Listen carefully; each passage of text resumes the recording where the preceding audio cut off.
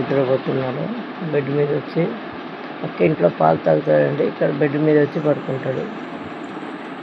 చాలా హుషారండి. కొట్టకపోతే చెయ్యలేపేస్తాడండి. Bye bye.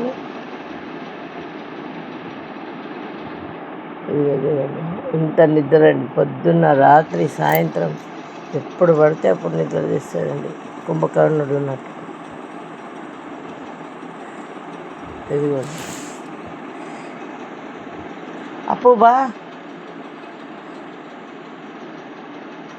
ఇంకోటి ఉందండి, వీళ్ళ చెల్లి చూపిస్తాను. వీళ్ళ చెల్లి అండి. ఆ మూలలో పడుకుంది చూడండి మంచమ్మగా. అదిగో ఆయన కూర్చుందో. తలుపు తీస్తే చాలండి చంగున బయటకు వచ్చేస్తుంది.